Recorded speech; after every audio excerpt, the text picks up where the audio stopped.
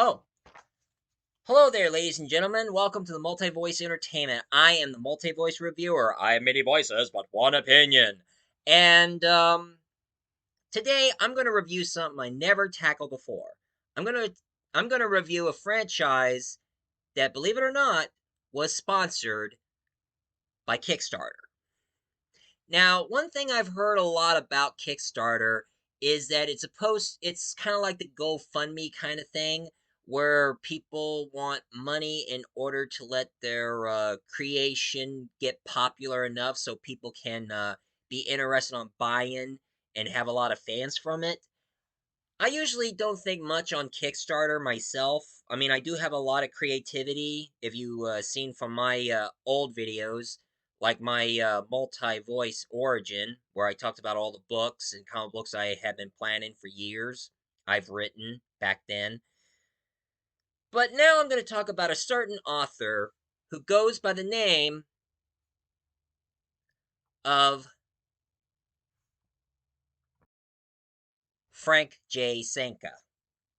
Now, for those of you who don't know about him, he was one of the he was one of the stage writers who written my personal favorite fan made Star Trek on YouTube called Star Trek Renegade.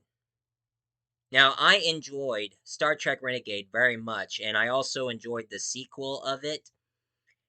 And believe it or not, Frank Zeka decided to write his own science fiction novel, and the novel is called Destiny's Aurora. He had that funded by Kickstarter, and ever since he written that book, tons of sci-fi fans starts getting really interested in Destiny's Aurora. That he got himself involved with RPG, so they made a Destiny's Aurora Starfinder. Which, for those of you who are wondering, no, I never played Starfinder in my life. I mean, the only RPG I ever played is Dungeons and Dragons. Although, since I do love science fiction, I should give Starfinder a chance. But the only thing I ever played, I mean, the only science fiction RPG I ever played is Mass Effect.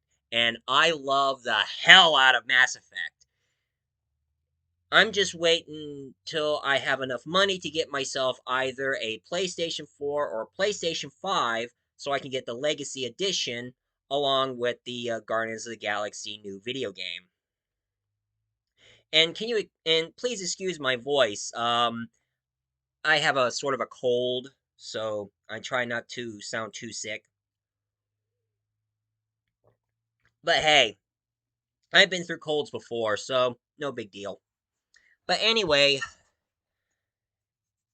Frank Zanka decided to Zanka, sorry if I pronounce your name, sir.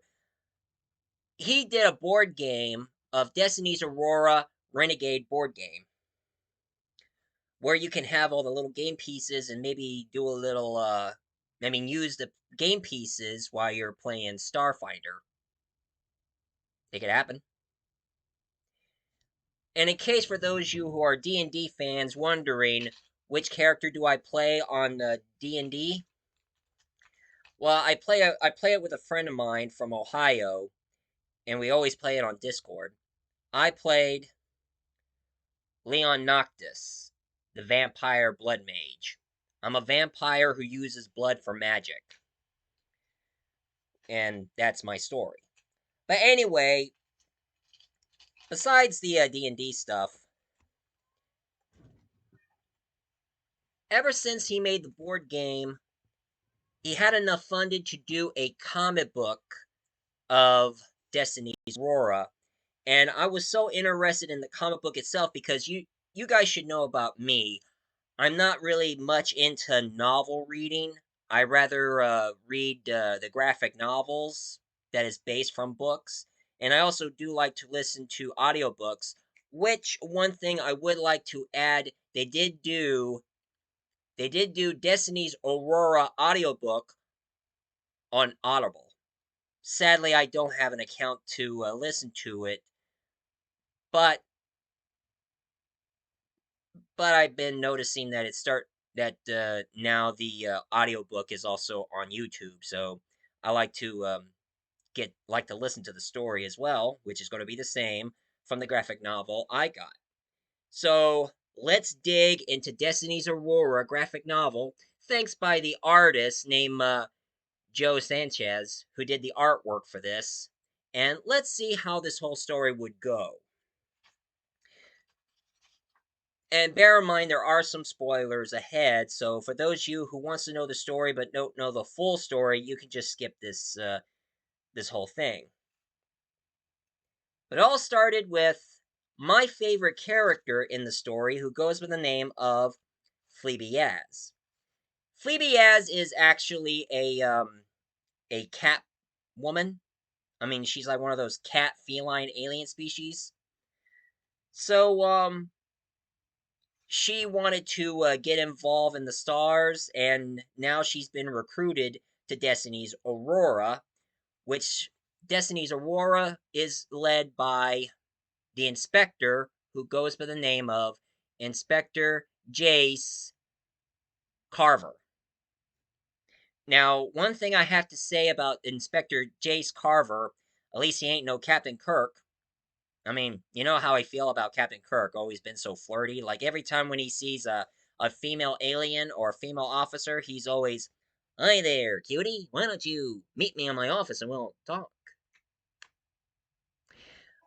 Him, on the other hand, he's really different, and that's why I prefer Picard out of Captain Kirk. But I do like Cisco from Deep Space Nine, because he's more down to earth and more of a family man.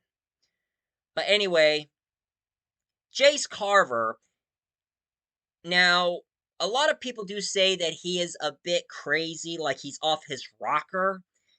And the reason why he is off his rocker is because his wife, Anna, was a senator, and she was about ready to make a speech, but she gets assassinated, and he also loses his hand on the process. So now he is so hell bent on finding the assassin who killed his wife, which he does know. He really figured out who killed his wife. Is this evil alien, goes by the name of Kenlar Thorne. Well, he ain't no Darth Vader in this story. The Force is strong with this one. I mean, I'm not much of a Star Wars fan. I'm more of a Star Trek fan and Doctor Who fan and Guardians of the Galaxy. But sometimes I like to do references. Using the Force, he must. Using the Force, he will. And now, Inspector Carver, he had a group of misfits, just like my personal favorite character, Star Lord on Guardians of the Galaxy. Except his personality is not like Star Lord. Actually, my personality is more like Star Lord, because I love making pop culture reference jokes. I always like to settle fights because I'm really good with people. And every time I listen to songs from the mid 80s, early 90s, I love to dance. Come and get your love. Bow, bow, bow, bow. Come and get your love. but um but Inspector Carver, he has a group of outcast misfits who becomes his team member in his ship, the Destiny Aurora. He has Ravana Sor, who is like part human, part lizard alien.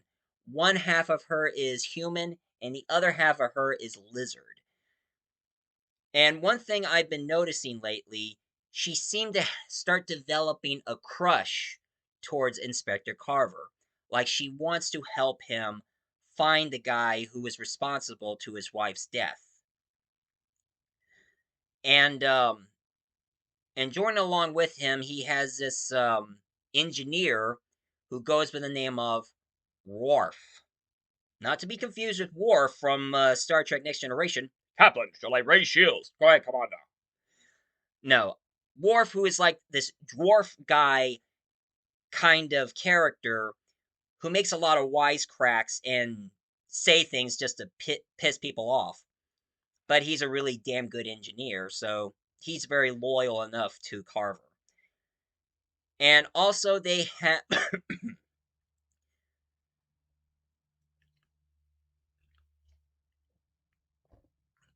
and they also have an android who is good with the text and everything, who goes by the name of X473.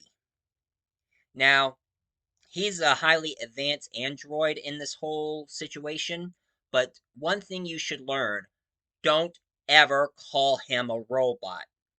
He takes that personally. It's kind of like how Rocket Raccoon is. Every time when somebody calls him a raccoon, he's like, "Don't call me a raccoon!" But those are the teams that you're going to see in the story. Now, how the story goes is this: Carver found this one renegade, and they interrogated him, but he pretty much pissed him off.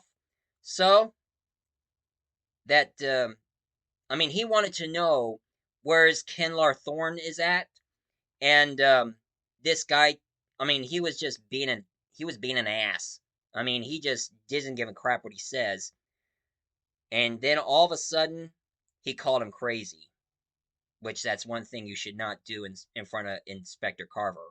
Don't ever call him crazy, because he'll show you how crazy he can be. So, one thing that he did, he put him into the airlock to try to get some answers. And when he finally got some answers from him, he tossed him out of the airlock.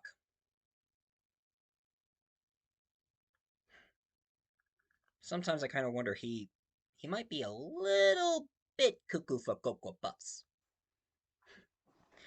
But anyway, he had a talk with the admiral that he found some more information, and the admiral wished him luck in his journey. And of course, we have the background story about his wife being a senator, and the assassination and the flashback he had and what he endured in the past. And then all of a sudden, he gets attacked by a bunch of other bandits who showed up. Turns out that the bad guy that he tossed through the airlock are somehow related to them, and all of a sudden, they finally ended up in the nearby bar. And he told his crew to look discreet and try to blend in with others while he's trying to get some information from the bartender. And he gets some information from a lion like alien who has some information about Kenlar Thorne, which this lion, he goes by the name of Solon Frey.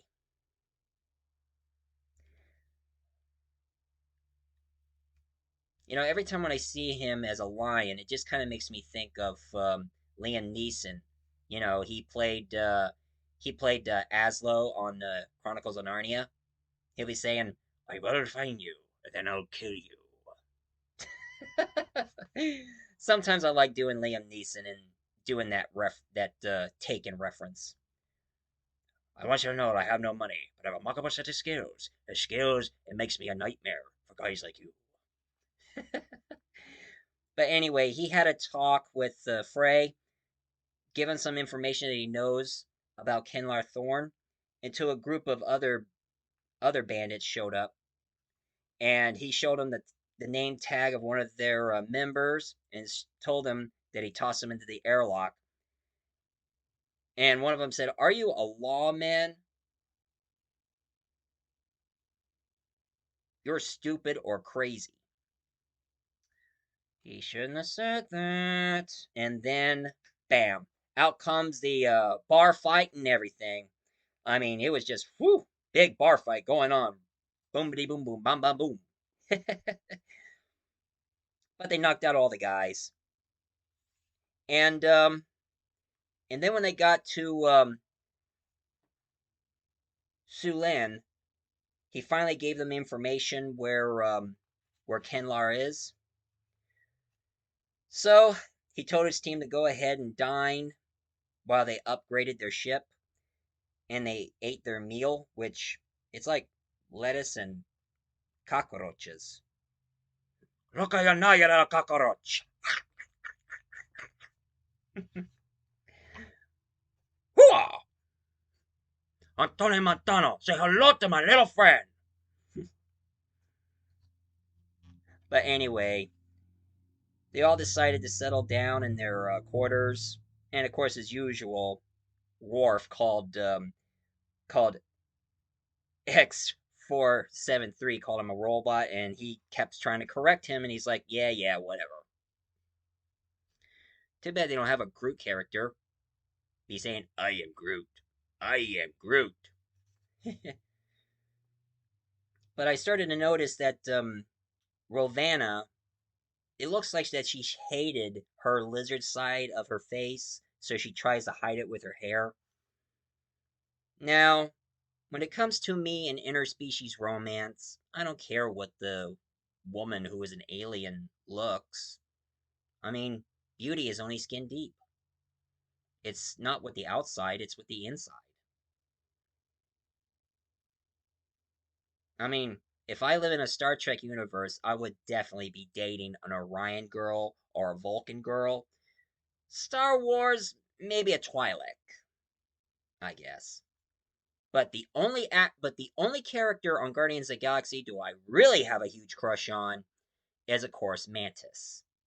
I like Mantis because she has sort of a innocent appearance that she has. And now I am loving this character, Phoebe Yaz. I think that she's a very interesting character. She is optimistic, cheerful, kind of flirty, but but she's always blessed with a sunny disposition and always been very loyal to her inspector, which she always calls him LT. I don't know why she calls him LT. I don't even know what it stands for. But anyway, Ruvana is seeing the inspector doing his training with that lightsaber like sword. I guess here is the Star Wars reference here, where they do use swords, but they're more like lightsabers. I wish I brought my lightsaber, so I'll be doing my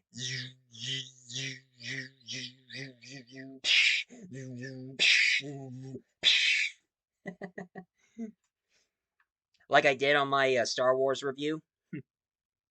But anyway, she thought that the inspector needed some comfort, so she decided to sit next to him, talk to him, but it kind of shows that she really has a huge crush on Carver, but Carver is still thinking about his dead wife.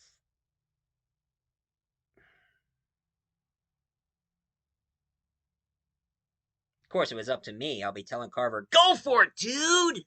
It's not often that you fall in love with a beautiful alien girl, especially a half one." But anyway, Carver decided to go to sleep while Rovana drunk that liquor that he had a bottle of, and she didn't share a bed with him. She just slept on the floor next to him. And he had a dream going on where he had a wedding with his wife, and then something burned his wife alive, and that woke him up. And after he woke up, he noticed that Rue couldn't hold her liquor, so he had to wake her up, and it looks like she has a bit of a hangover going. But he told the crew to dress up and get ready. They need to contact Solon Frey. I hope I got his name right. But anyway, he said that he got the ship fixed, so they know that. So now they're going to find Conlor Thorn wherever he's at. So they got the ship ready, and here's a little suspicion here. Turns out that Solon Frey, he really wants them to find Thorn for vengeance on what they did with Anna, Carver's wife. I don't know. Am I sensing something here? Hmm? But anyway, they had a contact with the Admiral, and the Admiral wished him luck. And while they're going along their journey, they found Thorns' ship. And it turns out that they had to lock on their target and ready to fire. They fire on the ship, and of course, Thorn contacted Carver, and he said he had some information that he wanted to know, but he didn't want to hear it. And zoom, zoom, zoom, fire, fire, fire, fire. Make it so, number one. Yes, Captain.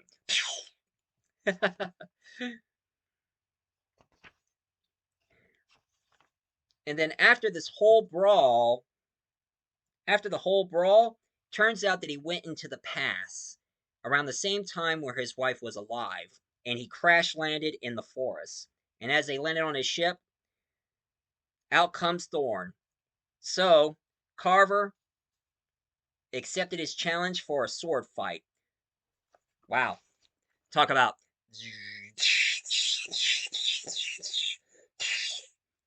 I hope that Thorn ain't going to say, Carver, I am your father. I'm sorry. I just love making that reference because everybody makes that reference. Even in Toy Story, they made that reference. Zurg saying Buzz that he's his father until they did that movie Lightyear, and I gotta say the ending a little iffy, but I'll talk about that later. But anyway, he finally killed Thorn, and it turns out that his face is a hollow mask, and it was his old friend Captain Shore. So Thorn was his old friend Captain Shore. He said that he was one of the American rebel. He's from an alternate future, telling him he was showing him I mean what he had in his ship. Turns out he had the assault rifle, and he finally told him what happened. Cuz in the future, if his wife doesn't make the speech, the lion aliens are going to take over Earth, and his wife is a traitor. Of course, it was hard for him to believe it, but surprisingly. So, he had his crew, so he don't know what to believe. But there was some two officers showed up, so he had Phoebe and Rosanna tell him that they are investigators trying to investigate a crash, and of course, Phoebe, as always, flirting with one of the officers. Oh yeah, I also watch Farscape, and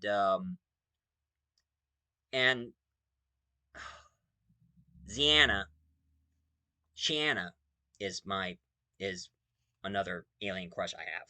But anyway, back to the story. He didn't want to believe that his wife was a traitor, so they decided to go where his wife is making the speech and see the truth. I mean, get the truth out of her. So they smuggled themselves into the Senate, where the wife made, and of course, X473 decided to go into the main computer and get everything recorded. And while the young Carver, left while they're getting his wife ready to make her speech, and since he was away, all of a sudden, the old Carver showed up, and he told her he knows everything, and that shocked her. Turns out she is a traitor. She wanted these lion aliens to invade Earth and let the American government lower their guard. But why would she betray her planet? It was all because a long time ago, she was held captive by those lion aliens, those feline lion like aliens.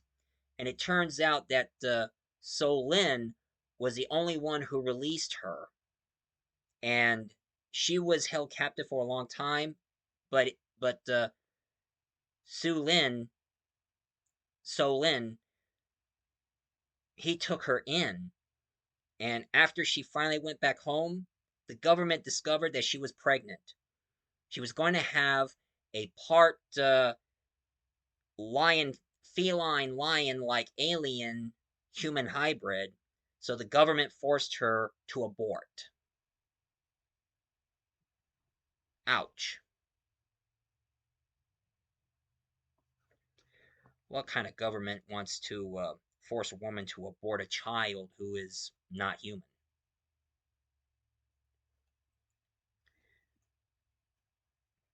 So that's why she wants to get back at the Earth government because they forced her to abort her child, make her lose her child. So Carver heard it from her own lips and was really pissed. But he doesn't want Earth to be taken over. So he has to do what he has to do. So he has to disguise himself as Kenlar Thorne. And even though it pains him to do this, but it's for the future of his planet. And surprisingly, his so-called wife contacted Su Lin.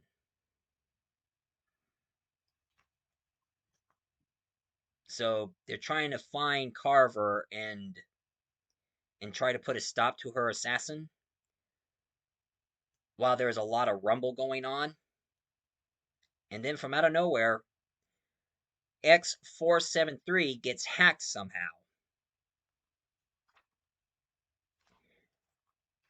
But the plan has to go along. So Carver disguises himself as Thorne and get the rifle ready. And somebody was about ready to sneak up and kill one of the guards, but Ruvana stopped him. And of course, there was one of the guards who aimed the gun at Carver, but he knocked him out with the help of Fleabee, and even knocked him out with one of the lasers, so he'll be passed out. And there, he finally succeeded. He aimed the gun at his wife and fired at her, and seeing his younger self loses his hand. So, he had to go along, even though it pains him.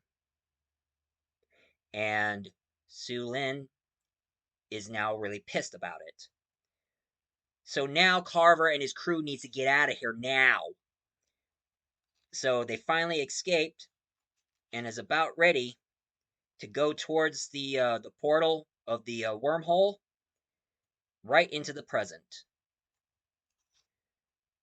And of course, Carver needed time to think. So he just couldn't believe that the woman that he loved so much all of a sudden was brainwashed and become a traitor.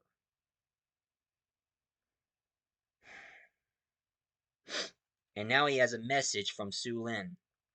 Su Lin knows what Carver did, so now he wants to bring payback because he really loved Carver's wife. And it was his child that they abort. So now it become a straight-on fight between the Destiny Aurora and Su Lin's army.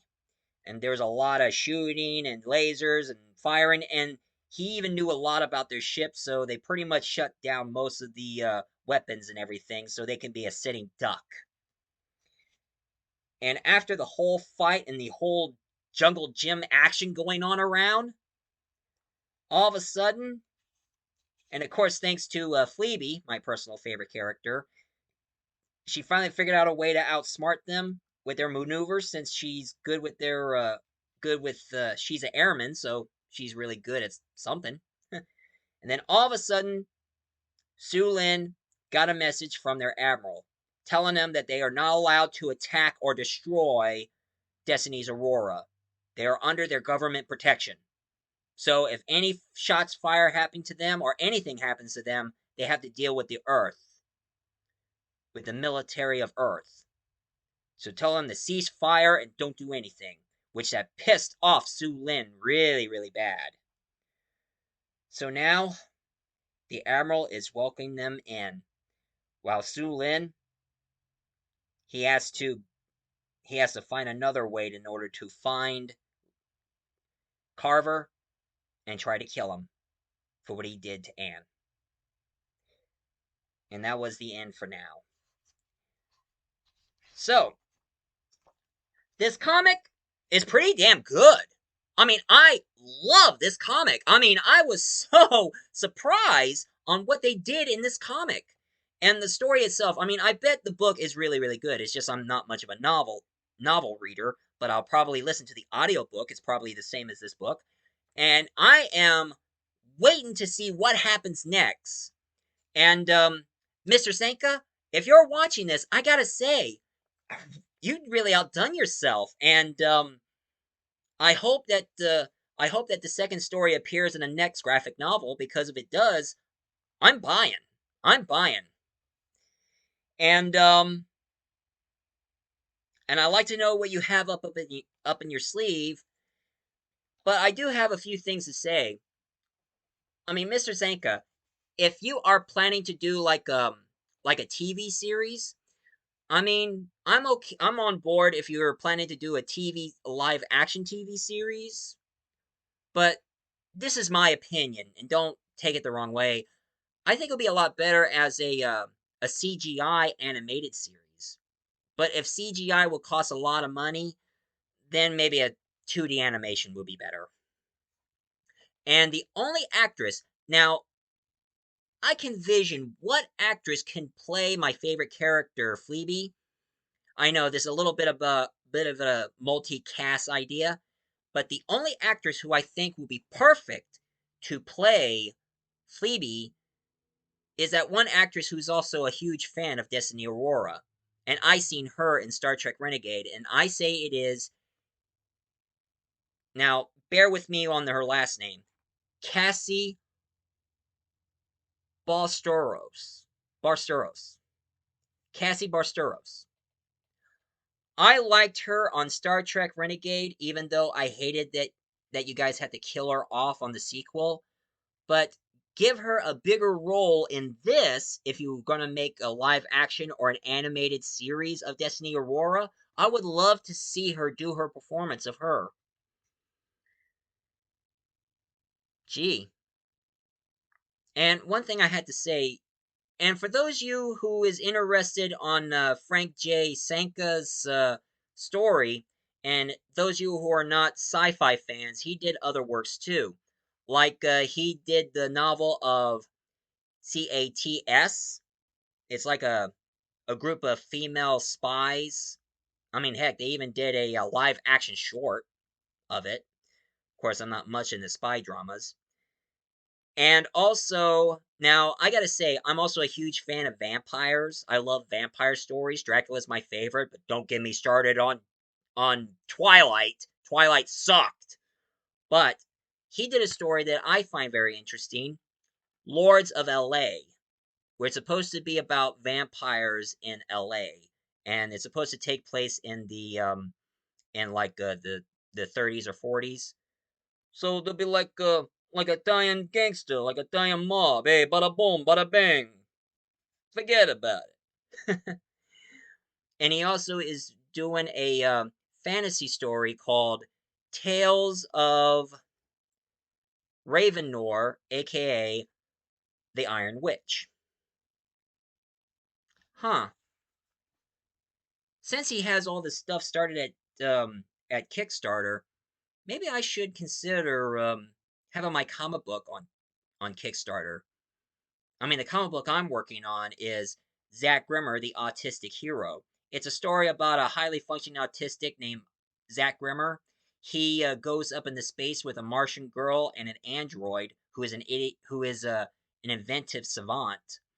And he travels through space, meeting aliens and other planets, and he's helping them to stand up against this one evil alien named Zordia, who wants to conquer the entire galaxy because he thinks he's better than everybody.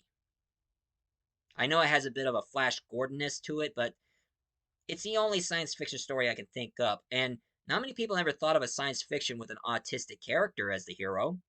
Hmm? Since I myself am autistic, that's why I decided to create a character who's autistic. So he's more like me. And of course, for those of you who enjoyed my crossover audio I made of Doctor Who meets Lobo, I'm still working on a script of my of another Doctor Who I'm working on, Doctor Who Guardians of the Galaxy. I'm still working on the script. I'm pretty much almost done with it. It's the first time I decided to let my doctor meet a group of superheroes from the Marvel universe, since both of them cross over with DC, since I love DC more than Marvel. And of course, and and of course, I'm another science fiction I've been working on is for those of you who enjoyed my Flash Gordon meets Buck Roger crossover audio I made.